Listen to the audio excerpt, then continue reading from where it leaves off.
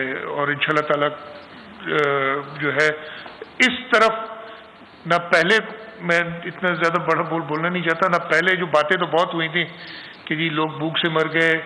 پتہ نہیں کہاں کہاں کی تصاویر دکھا کے اور ویڈیوز دکھا کے اور چلا دی گئی تھیں کہ جی یہ لوگ خودکشی کر رہے ہیں، جبکہ ایسا کچھ نہیں تھا۔ کوئی ایک شخص، میں اگین بڑا بات نہیں کرنی چاہیے کہ کرونا کے لاک ڈاؤن کی وجہ سے بھوک سے جس کی ہلاکت ہوئی وہ مجھے نہیں پتہ ہے۔ صاحب ایک امپورٹنٹ ایشو ہے، بہت سارے لوگ ہیں، شاید وہ تعداد ہزاروں میں ہو، جن کے پاس شناختی کارڈ نہیں ہے، یا کوئی بنوا نہیں سکے یا بن نہیں سکتا، ان کو ویکسین لگوانے میں بڑی مشکلات ہے۔ کیا کوئی ایسا میکنزم ہیلتھ ڈپارٹمنٹ نے بنایا ہے کہ وہ لوگ کہاں پر جائیں گے؟ دیکھیے، ہمیں ویکسین ملتی ہے فیڈرل گورنمنٹ سے،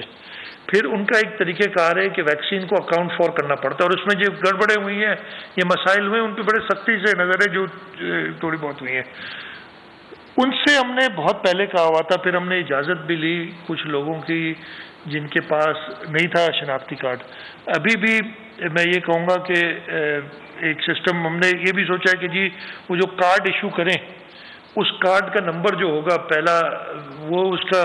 تصور کیا جائے یونیک آئیڈینٹیفیکیشن، اس کی ایک یونیک نمبرز کیا ہے اور اس کو پھر دوبارہ ویکسین کر سکے۔ لیکن یہ چیز ہے اور فیڈرل گورنمنٹ سے بات کر کے ہم طریقہ نکالیں گے کہ اکراس دا بورڈ سب کو لگائی جائے۔ ہم نے لگوائی بھی ہیں، بغیر شناختی کارڈ والے کوئی ایسے اسپیسیفک آتے ہیں